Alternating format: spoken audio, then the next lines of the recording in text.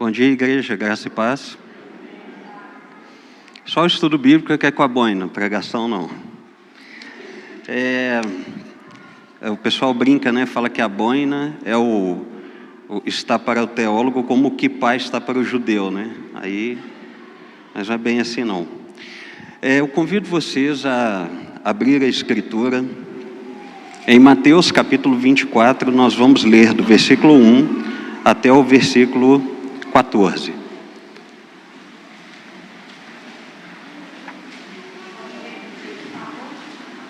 Mateus capítulo 24, versículo 1 até o versículo 14.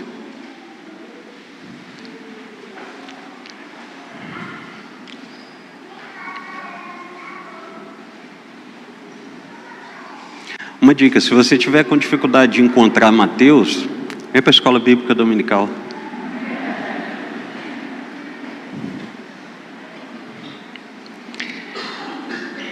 Mateus 24, 1 a 14. Muito bem, diz assim o texto: Tendo Jesus saído do templo, ia se retirando quando se aproximaram dele os seus discípulos para lhe mostrar as construções do templo. Ele, porém, lhes disse: Não vedes tudo isto? Em verdade vos digo que não ficará aqui pedra sobre pedra que não seja derribada. No Monte das Oliveiras, achava-se Jesus assentado quando se aproximaram dele os discípulos em particular e lhe pediram: Dize-nos quando sucederão estas coisas e que sinal haverá da tua vinda e da consumação do século? E ele lhes respondeu: Vede que ninguém vos engane, porque virão muitos em meu nome dizendo: Eu sou o Cristo, e enganarão a muitos. E certamente ouvireis falar de guerras e rumores de guerras. Vede, não vos assusteis, porque é necessário assim acontecer, mas ainda não é o fim. Porquanto se levantará nação contra nação, e reino contra reino, e haverá fome e terremoto em vários lugares. Porém, tudo isto é o princípio das dores. Então sereis atribulados, e vos matarão. Sereis odiados de todas as nações por causa do meu nome. Nesse tempo, muitos hão de se escandalizar, trair e odiar uns aos outros. Levantar-se-ão muitos falsos profetas e enganarão a muitos. E por se multiplicar a iniquidade, o amor se esfriará de quase todos. Aquele, porém, que perseverar até o fim, será salvo. E será pregado este evangelho do reino por todo o mundo para testemunho de todas as nações. Então virá o fim. Amém. Oremos.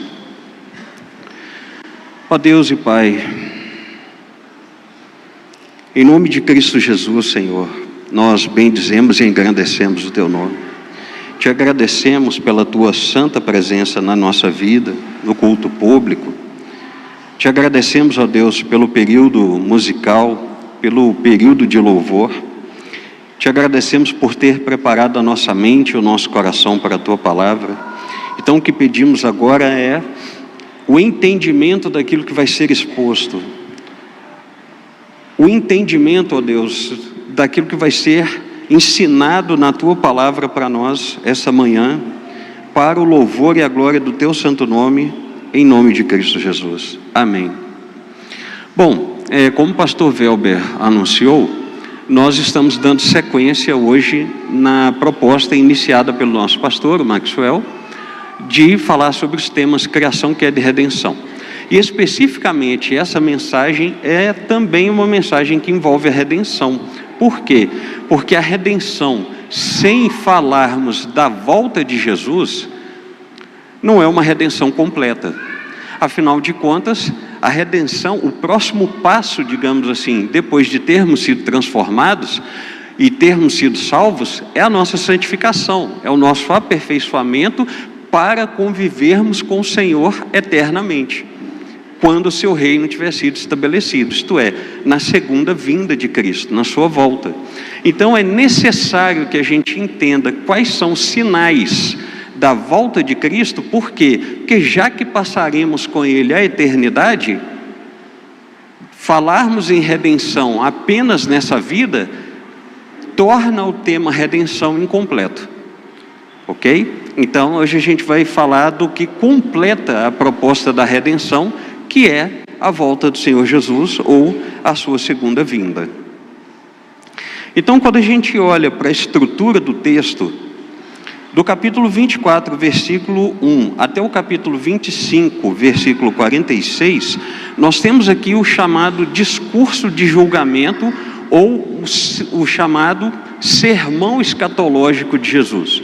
Ele é conhecido como esses dois títulos: discurso de julgamento ou sermão escatológico, ok? E o seu conteúdo, então, ele é uma mistura de acontecimentos que, sob a ótica de Jesus e a ótica dos discípulos, seriam acontecimentos num futuro próximo e num futuro distante. Hoje, sob a nossa ótica, esse sermão demonstra acontecimentos que já ocorreram, já estão no passado, acontecimentos que estão acontecendo e acontecimentos que ainda vão acontecer, ok? Que ainda vão ocorrer, melhor dizendo, né, para não ser redundante. Então, uma vez que a gente entende essa estrutura do texto, vamos entender um pouquinho agora a distribuição específica desse texto do verso 1 até o verso 14. Por quê? Porque é como se esse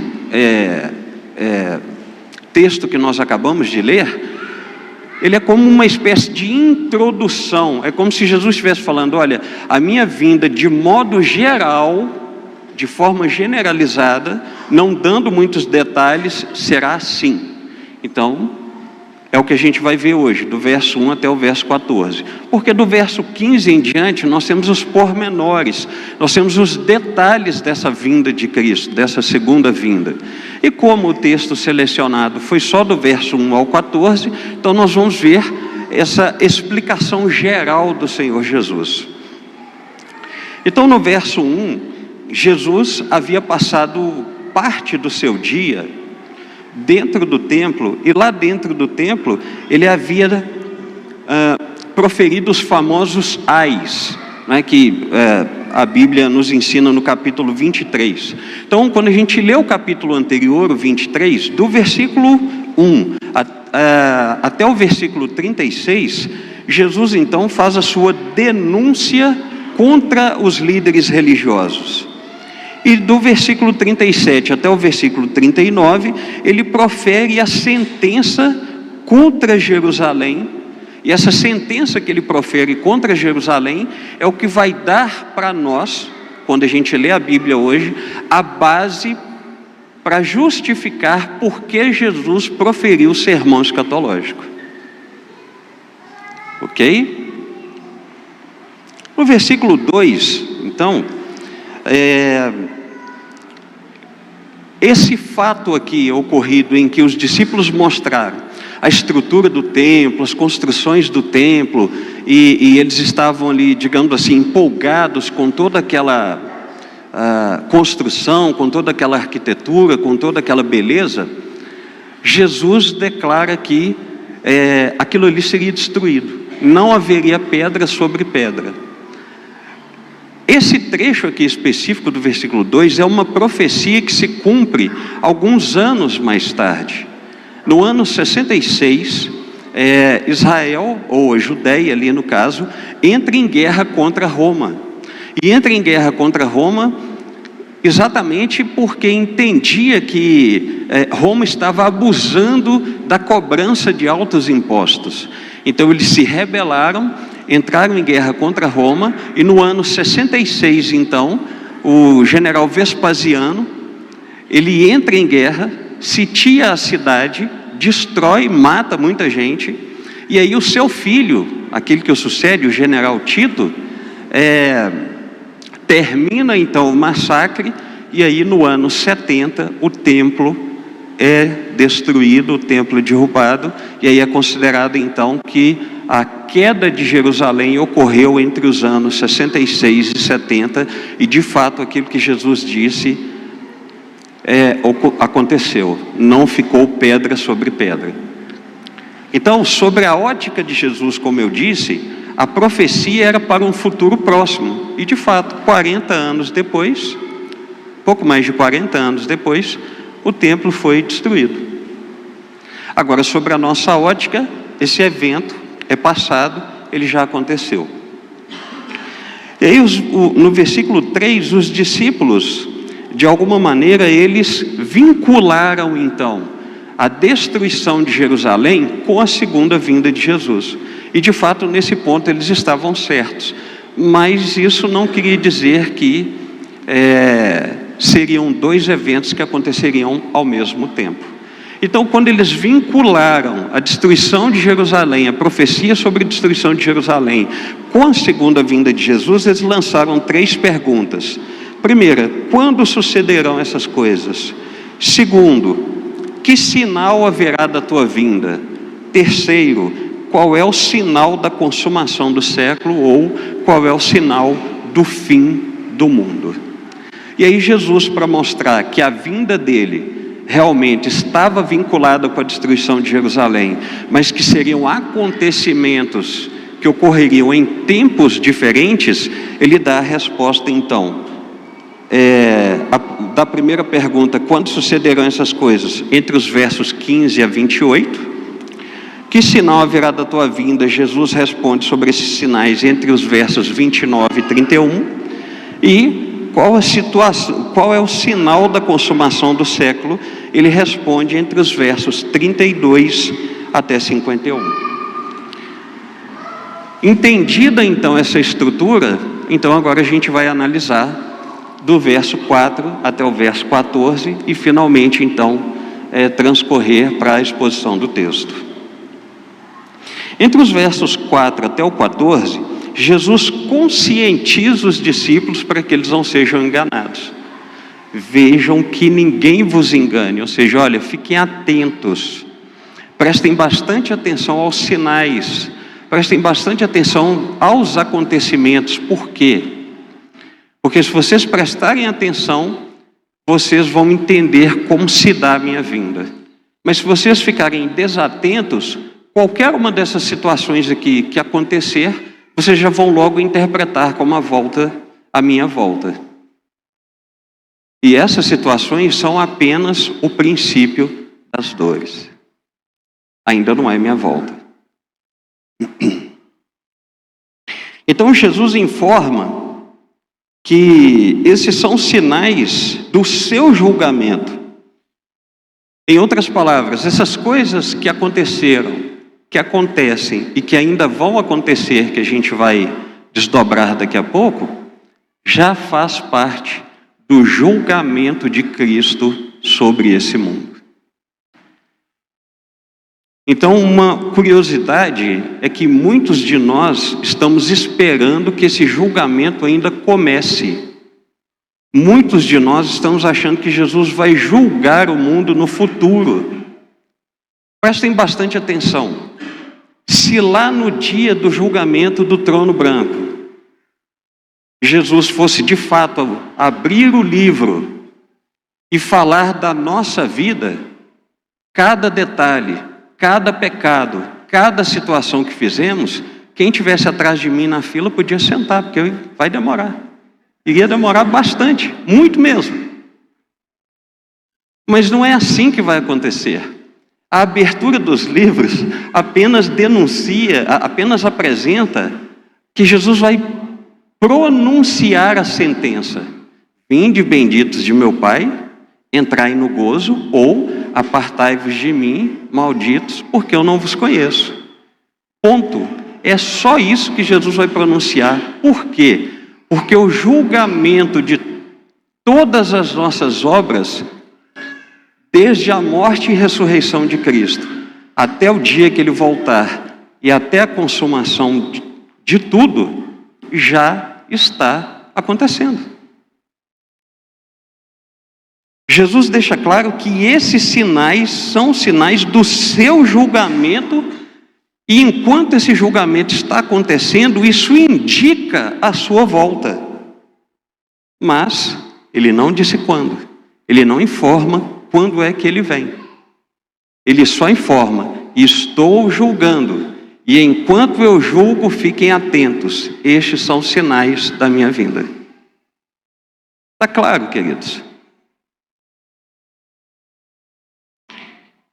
Então, esses sinais de julgamento, eles começaram lá na ressurreição de Jesus, e eles vão parar no dia do julgamento final, quando Cristo pronunciar a sentença: vinde benditos, apartai-vos de mim, malditos. De modo que o que precisa ficar de entendimento, o que precisa ficar de compreensão desse texto, desse sermão escatológico? O verso 4. O verso 4 diz que ninguém nos engane. Nós devemos entender os sinais para não sermos enganados. Então, o primeiro sinal, ou o primeiro dos sinais, é a mentira. O primeiro dos sinais é a mentira. Vejam o que diz o verso 5. Porque virão muitos em meu nome dizendo, eu sou o Cristo, e enganarão a muitos. Então esse é o primeiro dos sinais. A mentira que outras pessoas contam se colocando no lugar de Cristo. Agora, vai aqui um detalhe. Não é se colocando no lugar de Cristo, falando abertamente, eu sou o salvador espiritual da humanidade. Tudo bem que alguns já tentaram fazer isso, como o reverendo Moon, o tal do Henri Cristo, poxa, é muito esculhambado, né? Até no Brasil tinha que surgir um sujeito desse, mas tudo bem. Tem um sujeito agora na Rússia, que eu não sei dizer o nome dele, que o sujeito também se declara o próprio Cristo e tudo. Mas o que Jesus coloca aqui, na verdade, quando ele fala que muitos surgirão em meu nome, dizendo, eu sou o Cristo, e enganarão a muitos, é por causa do propósito redentor, digamos assim, a característica de Jesus. Cristo não é o sobrenome de Jesus. Cristo é a tradução grega para a palavra hebraica Messias. Claro que aqui eu estou aportuguesando, né? Para a palavra hebraica Messias. E Messias significa ungido ou escolhido. Então essa ideia de Messias ou messianismo não é uma ideia nova, ela é uma ideia antiga. O messianismo tem a ver com, a partir de uma noção religiosa, alguém adquire um poder político e social e propõe uma melhora para aquela sociedade, ou uma melhora financeira, ou uma melhora religiosa, uma melhora de convívio, uma melhora desenvolvimentista. Então a ideia de messianismo, ela é anterior ao próprio Jesus. Por exemplo, para vocês terem uma ideia, lá no Antigo Testamento, assim que o povo de Deus foi para o cativeiro babilônico, que eles começaram a rever os seus ensinos e a sua tradição, a sua lei e a sua relação com o próprio Deus, eles descobriram depois uma profecia lá no livro de Samuel, que prometia que sobre o trono de Davi sempre haveria um sucessor, sempre haveria então alguém que se assentaria no trono, de modo que então eles desenvolveram a esperança de que Israel um dia voltaria a ser livre e voltaria a ser a nação mais poderosa da terra, como foi no tempo do rei Davi, porque um Messias se assentaria no trono. Um descendente de Davi se assentaria no trono. Então, já no tempo do próprio Senhor Jesus, surgiram, por exemplo, em Atos capítulo 5, versículo 36 e 37, nós temos lá o relato de dois falsos messias, um chamado Teudas e o outro chamado Judas da Galileia. O Teudas foi um sujeito que se rebelou contra o sistema político da época, e social e econômico, e ele angariou 400 seguidores. O problema é que esse Teudas foi morto, e quando ele foi morto, os 400 seguidores se dissiparam. Algum tempo depois, surgiu um sujeito chamado Judas, que era da região da Galileia, e esse Judas, ele, no tempo do recenseamento, isto é, aproximadamente no ano 6 depois de Cristo, houve um recenseamento, não aquele recenseamento feito por Herodes, um outro recenseamento. E nesse outro recenseamento ele liderou uma revolta então também contra Roma, porque ele não aceitava o pagamento de tributo para Roma. Então ele foi visto, ele foi interpretado como um Messias. Por que eles dois são citados aqui? Por causa daquela situação dos apóstolos que apanharam por pregar o evangelho, mas que desobedeceram às autoridades e continuaram pregando o evangelho. Quando as autoridades foram se reunir para saber o que fazer, um sujeito chamado Gamaliel, que era um mestre farisaico, disse o seguinte: olha, preocupa não, se for de Deus essa obra permanece, mas se não for de Deus vai acontecer com eles a mesma coisa que aconteceu com Teudas e com Judas o Galileu. Então estão percebendo que essa noção de messianismo já está presente desde antes de Jesus? Na época de Jesus também estava presente. E depois de Jesus, ao longo da história, sempre surge alguém que se coloca como o salvador daquele determinado país, o salvador daquela determinada comunidade. Como em 2002, aqui no Brasil, um candidato que disse que ele era o único que tinha condições de salvar o Brasil da miséria. Nós temos pessoas com síndromes messiânicas e movimentos com síndromes messiânicas no Brasil também, que promete a melhora, por exemplo, por vias políticas, por exemplo, por vias econômicas. Então nós precisamos ficar atentos e tomar cuidado para não substituirmos o nosso Cristo por outras pessoas e outros movimentos, ou outros movimentos. Ok?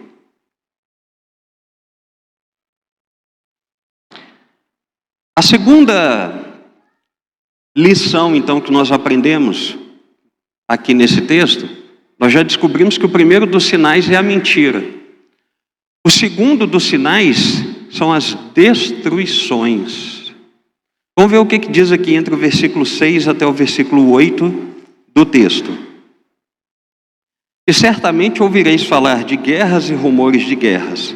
Vede, não vos assusteis, porque é necessário assim acontecer, mas ainda não é o fim. Porquanto se levantará nação contra nação, reino contra reino, e haverá fomes e terremotos em vários lugares.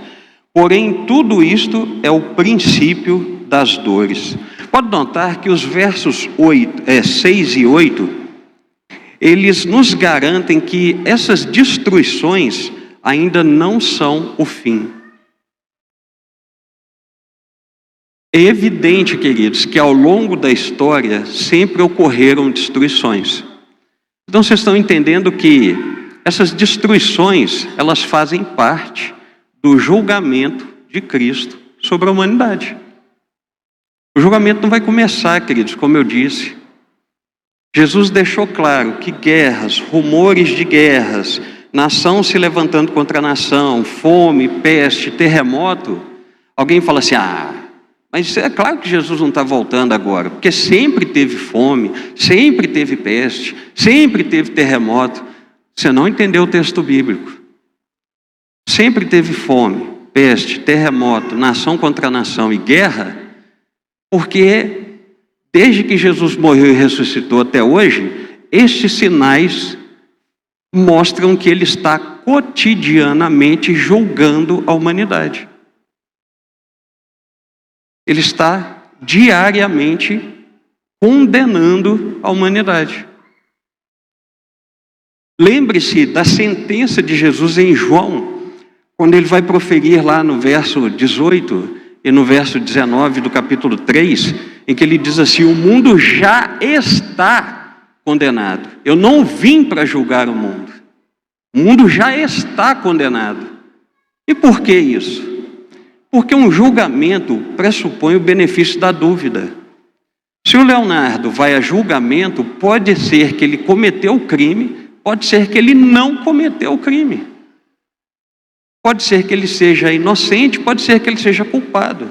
Mas Jesus declara: eu não vim para julgar por uma única razão, que todos já estão condenados.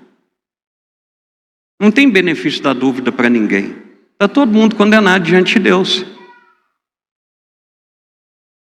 Qual é a condenação? A luz veio ao mundo, mas eles preferiram as trevas porque as suas obras eram das trevas. Que luz que veio ao mundo? João capítulo 1, verso 3, se eu não me engano em diante, vai dizer que Jesus é a luz do mundo. Então Jesus veio para esse mundo, pregou o evangelho, deixou essa incumbência sobre nós, a igreja. Para todas as gerações, a igreja prega o evangelho, e como as obras das pessoas são das trevas, elas preferem as trevas e negam a luz que é Cristo. É simples. É simples assim. É por isso que essas destruições não são o fim. Porque desde quando elas estão ocorrendo a partir da ressurreição de Jesus até hoje, e até a volta de Jesus, todos esses são sinais de que Jesus está julgando o mundo e condenando ele. Bom, e aí, como Cristo diz, né, esse é apenas o princípio das dores.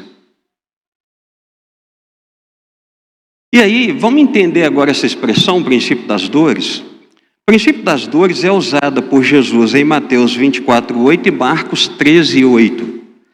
Essa expressão ela é usada como um símbolo. Jesus faz a comparação das dores de parto de uma mulher com o princípio das dores, ou com esse momento em que ele está julgando o mundo. Note que quando uma mulher está grávida, e você que é mamãe sabe muito bem disso, à medida então em que vai se aproximando o momento de você dar à luz, as contrações e as dores vão se intensificando cada vez mais. Jesus então faz essa comparação mostrando que à medida que o tempo, os dias, as semanas, os meses, os anos, as décadas, os séculos vão passando, as dores vão se intensificando para mostrar o seu resultado final, que é a sua vinda. Então, irmãos, esse negócio, eu particularmente, né, não querendo ser antiético, esse negócio que eu vejo de muito crente dizer assim, não, vai melhorar, as coisas vão melhorar, né? Principalmente aquela perspectiva de que, de repente, assim, Jesus vai tocar no coração de todos os líderes mundiais e todos vão abrir as portas para a pregação do evangelho e tal. Eu tenho as minhas dúvidas. A partir desse sermão aqui, eu acho que a situação tende só a piorar. Só a piorar. E nós temos experimentado isso aqui no Brasil com essa guerra ideológica, frenética, quase que desenfreada contra a igreja, contra o cristianismo. Nós temos experimentado uma situação em que a tendência das coisas é de fato piorar para esse próprio cumprimento aqui. Tanto é que no verso 19 Jesus vai falar assim, naquele dia, ai das grávidas. Eu me lembro que quando eu era criança, eu ouvi um pregador falando assim, ai das grávidas porque o arrebatamento vai acontecer e a mulher está com um barrigão desse tamanho, o neném, puf, sumiu na barriga dela.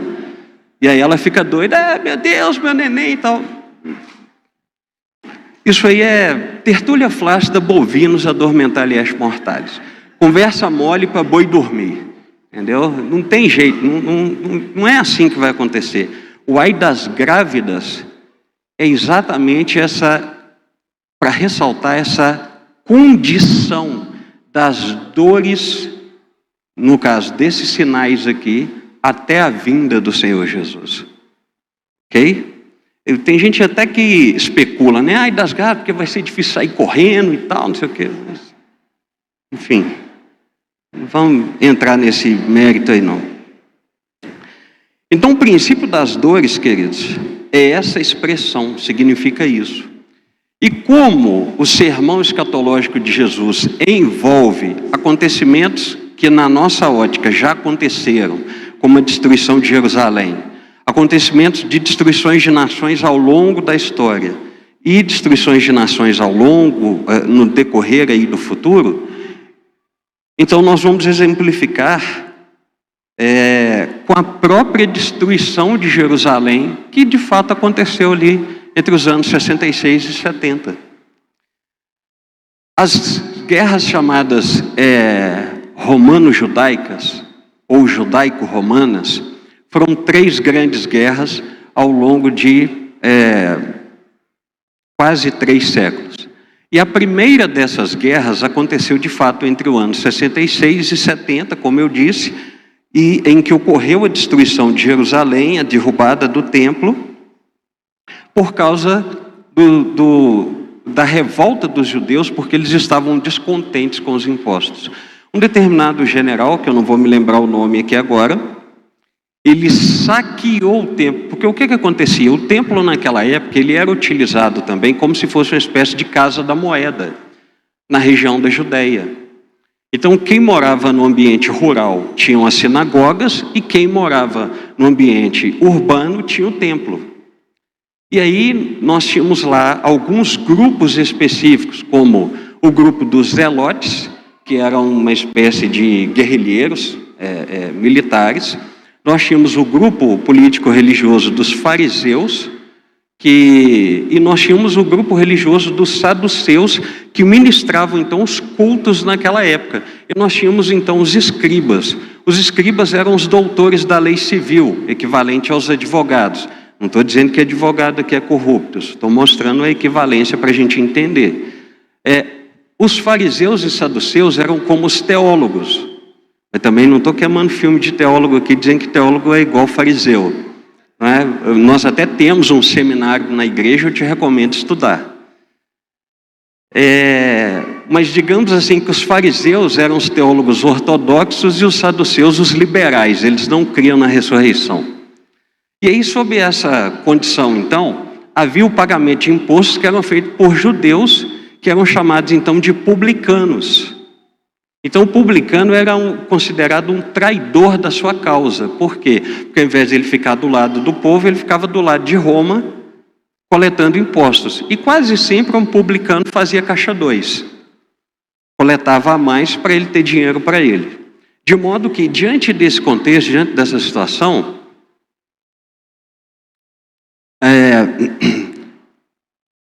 tudo aquilo que era arrecadado era administrado pelos fariseus para ser repassado para Roma. Então o templo funcionava como uma casa da moeda.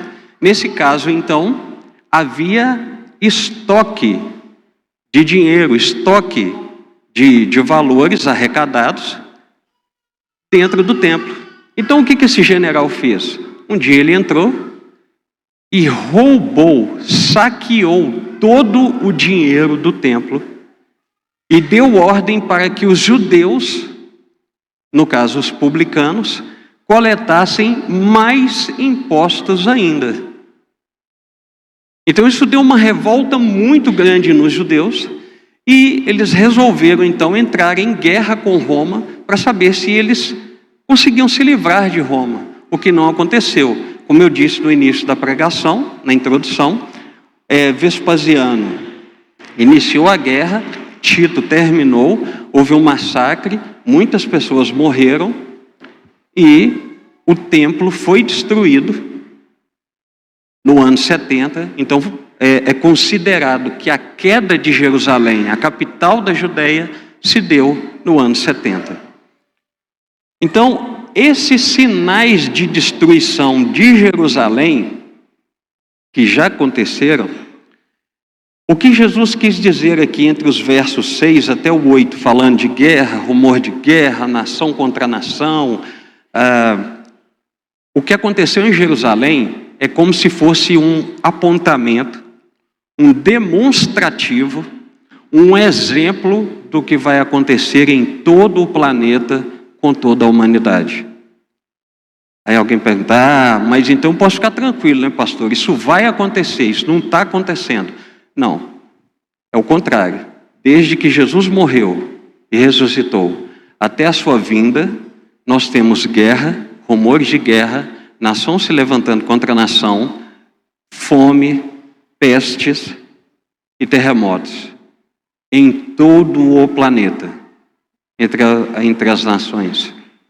Então, o que aconteceu em Jerusalém seria apenas o prenúncio do que ao longo da história tem acontecido como sinal do julgamento de Cristo até a sua vinda. Amém? Estamos entendendo?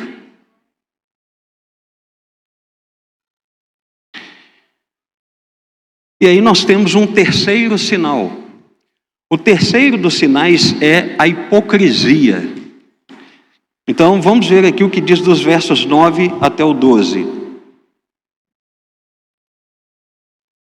Então sereis atribulados e vos matarão. Sereis odiados de todas as nações por causa do meu nome. Nesse tempo muitos hão de se escandalizar, trair e odiar aos outros. Levantar-se-ão muitos falsos profetas e enganarão a muitos. E por se multiplicar a iniquidade, o amor se esfriará de quase todos. Por que a gente chama de hipocrisia o terceiro sinal? Porque a hipocrisia é a dissimulação, é o fingimento. Inclusive, vou abrir um parênteses aqui. Muitas vezes, quando eu vou atender em gabinete, em aconselhamento, muitos irmãos às vezes falam sobre terem a dificuldade de se sentirem salvos porque pecam contra o Senhor. Entendam uma coisa, nós pecaremos contra Deus até o dia que nós morrermos ou o dia que Jesus voltasse e nós estivermos aqui. Por quê? Porque nós ainda lutamos contra o pecado. Fomos capacitados pelo Espírito. Agora esse processo de santificação, ele é incompleto. Por que ele é incompleto? Porque ele só se completa quando Jesus voltar lá na glória, quando o pecado for extirpado de nós. E aí, tem muito irmão que fala assim, eu acho que eu sou um hipócrita, porque eu falo com Deus que eu não vou mais pecar e peco. Eu acho que eu sou um hipócrita, porque eu peço perdão para Deus, mas de repente eu estou fazendo de novo. Hipocrisia não é isso. Porque nesse contexto, o hipócrita teria que ser o não regenerado, que fica fazendo promessa para Deus de que não vai fazer as coisas, mas ele faz de novo, porque ele tem prazer naquilo que ele faz. Você foi regenerado, foi transformado, foi salvo. Nesse caso, você peca, mas é evidente que o Espírito, ao final, volta a gerar na sua consciência uma tristeza por aquilo que você fez. E se o Espírito volta a te convencer, é claro que você não terá prazer naquilo que você está fazendo.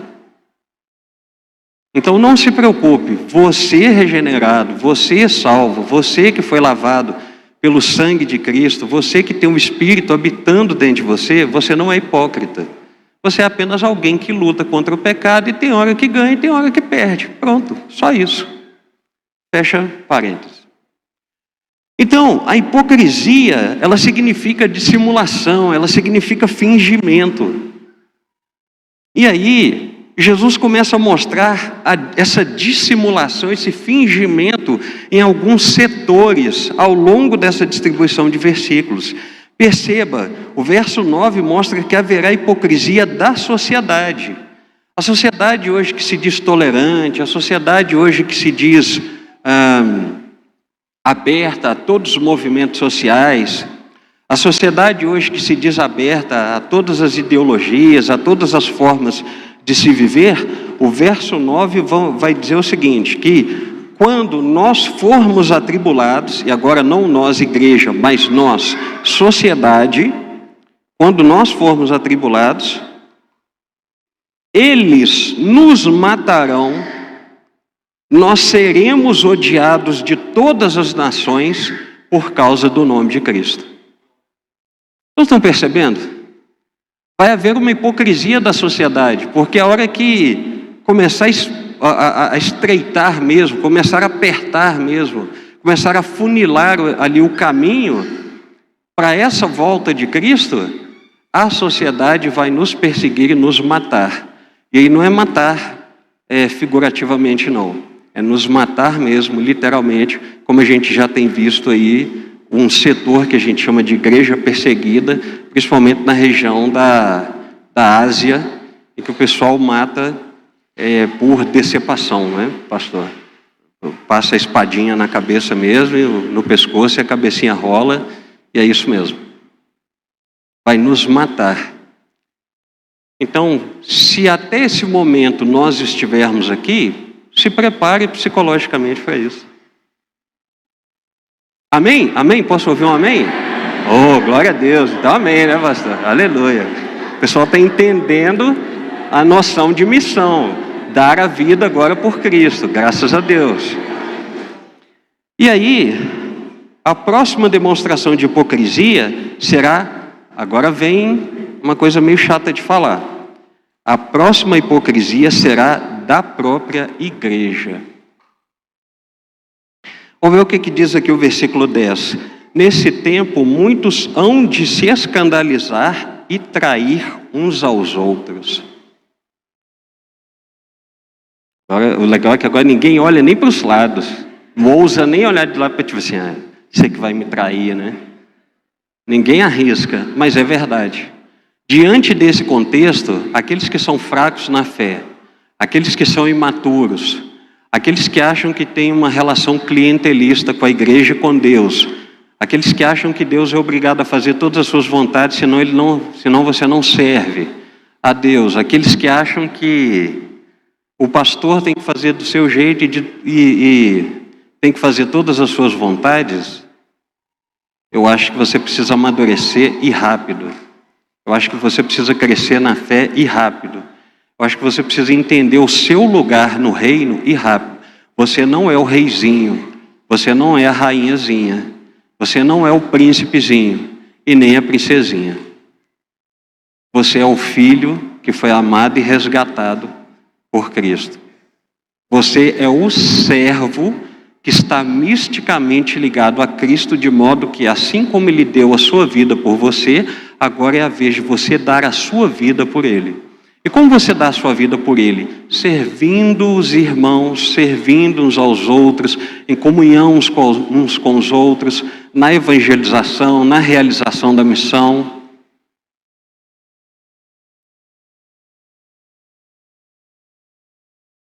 Ok? Por quê? Mas é triste, né? É bíblico.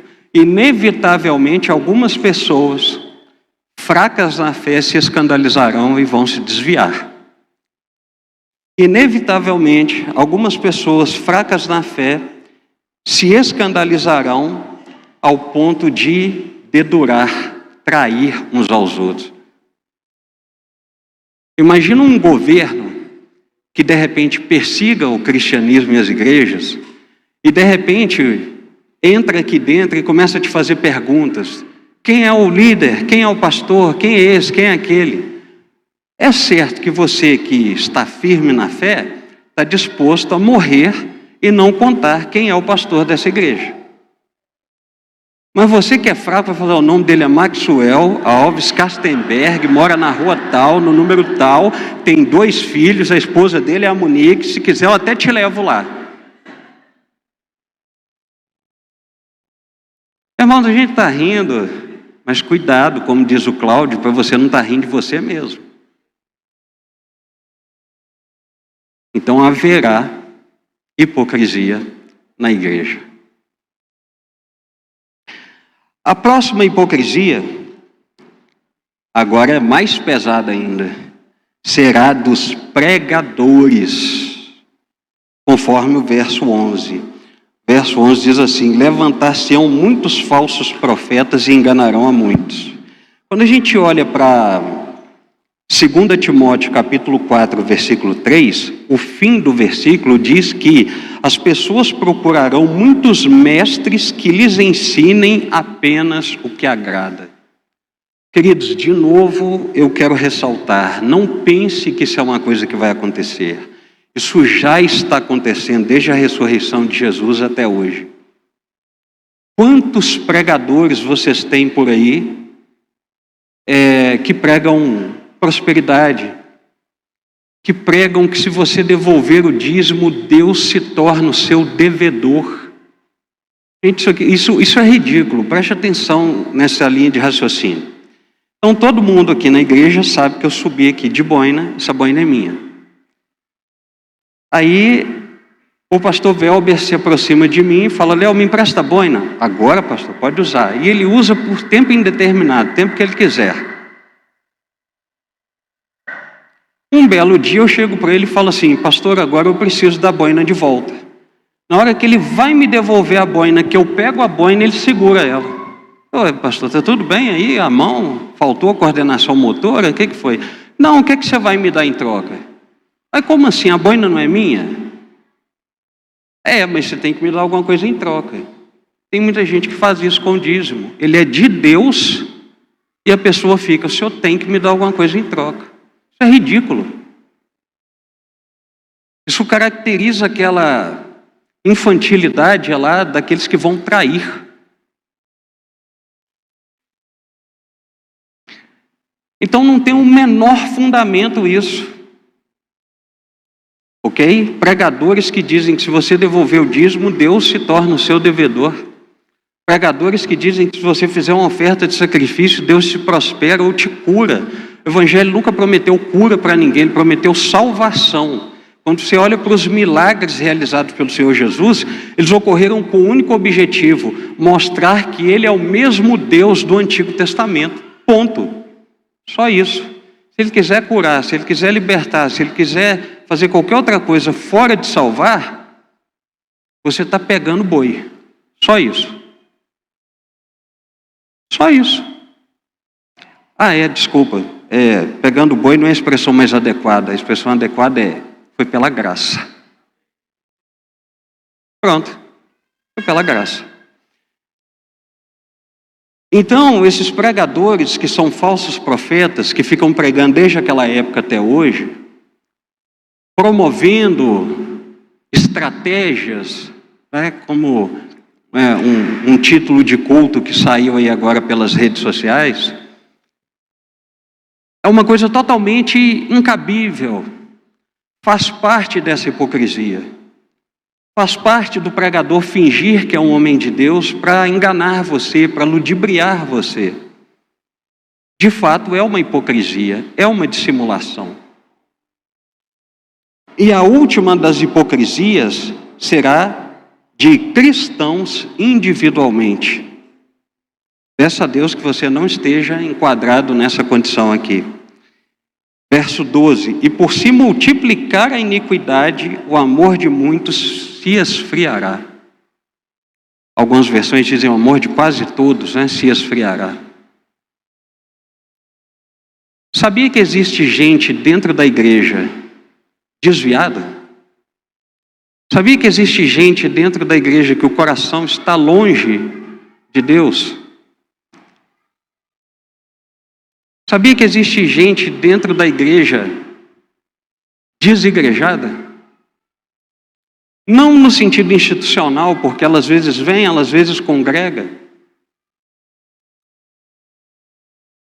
Mas desigrejada no sentido de não se ver fazendo parte do corpo de Cristo que vai herdar o reino, porque o coração está longe do Senhor por estar dominado por pecados.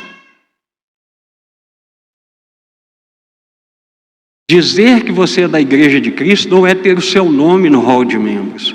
Dizer que você é da igreja de Cristo é ter o seu nome escrito no livro da vida. É completamente diferente. É dar frutos de arrependimento. É não ser escravo do pecado. Então isso também constitui as hipocrisias. E finalmente, o quarto e último sinal é a própria salvação seguida da pregação do Evangelho. Versículos 13 e 14. Aquele, porém, que perseverar até o fim será salvo. E será pregado o Evangelho do reino por todo o mundo para testemunho de todas as nações, e então virá o fim. Tem gente que usa esse versículo para defender livre-arbítrio. Eu não vou entrar no mérito. Esse versículo não tem nada a ver com você escolher perseverar diante de Deus para você ser salvo. Ora, se Jesus está falando da sua vinda e o texto originalmente se remete à destruição de Jerusalém para mostrar todos os demais acontecimentos ao longo da história e até a sua vinda, o perseverar até o fim para ser salvo tem a ver com sobrevivência, não tem a ver com uma perseverança meramente moral, como se você tivesse a escolha de querer ser bonzinho o tempo todo. Não tem nada a ver com isso. O uso desse versículo para defender livre-arbítrio é totalmente fora do contexto. E como nós já sabemos pela fala daquele outro pregador, que texto sem contexto é pretexto, se torna pretexto para heresia. Se você usou esse versículo alguma vez para isso, você foi um herético.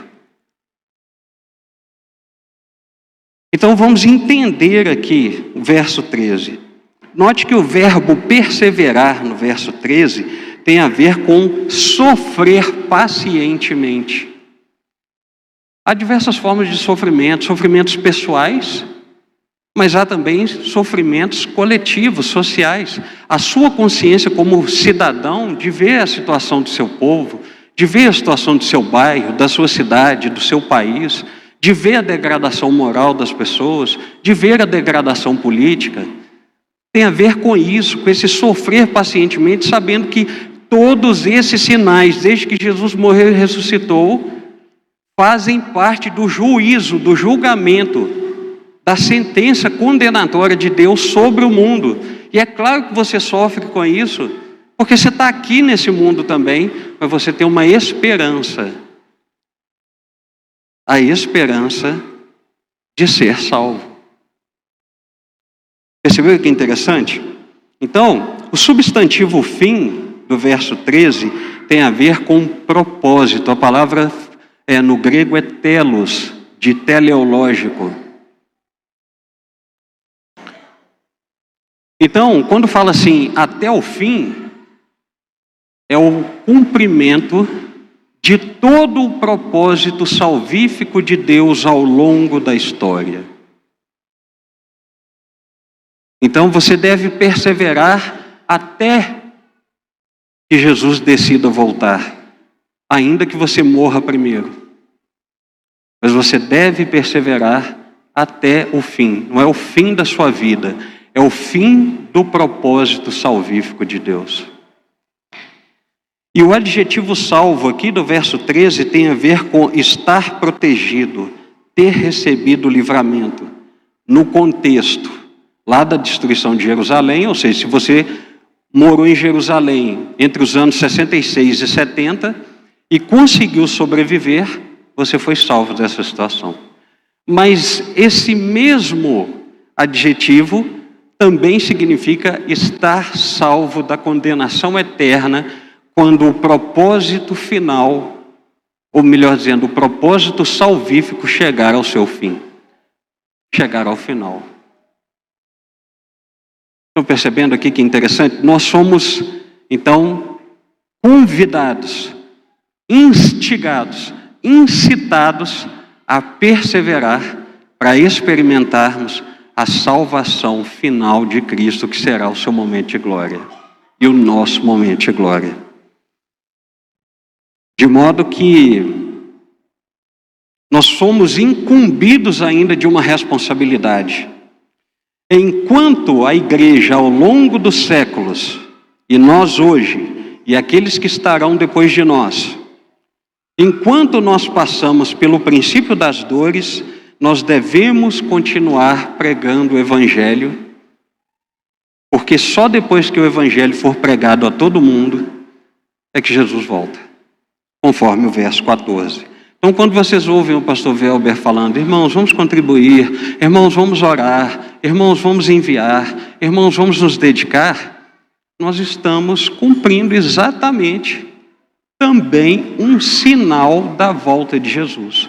Quanto mais a igreja prega, quanto mais a igreja cresce, aonde ela se propaga, aonde ela forma novos núcleos, cada igreja estabelecida no mundo é também um sinal da volta de Cristo. Amém? Então não nos esqueçamos dos sinais para não ser enganados. Como diz o verso 4, que ninguém nos engane. O primeiro dos sinais é a mentira. Cuidado com os falsos cristos. O segundo dos sinais é a destruição. Não se preocupe, todas essas destruições ao longo da história fazem parte do julgamento de Cristo até sua volta. O terceiro sinal é a hipocrisia. Haverá e há hipocrisia da sociedade, da própria igreja, dos pregadores e dos cristãos individualmente. E o último sinal é, se você perseverar até o fim, porque, claro, o Espírito toma sua mão para perseverar com você, você vai experimentar o gozo dessa salvação. Até lá, não se preocupe com os sinais. Não tenha medo dos sinais. Não tenha medo da morte. Continue pregando o Evangelho. Amém? Vamos orar? Ó Deus, em nome de Cristo Jesus, nós bendizemos e engrandecemos o Teu santo nome. Obrigado, Senhor, por essa riquíssima oportunidade que nós tivemos de aprendermos um pouco mais da Tua palavra, aprendermos um pouco mais sobre o sermão escatológico. Que essa palavra, Deus, tenha sido muito mais de esperança do que de qualquer outro sentimento que possa, de repente, ficar no nosso coração. Que essa palavra seja de alegria para o louvor, a honra e a glória do nome santo do Senhor.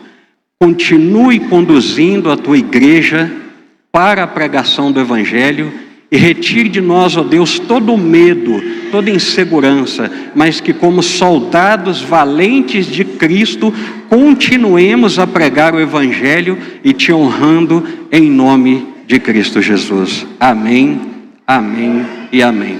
Deus abençoe a vida de vocês, irmãos.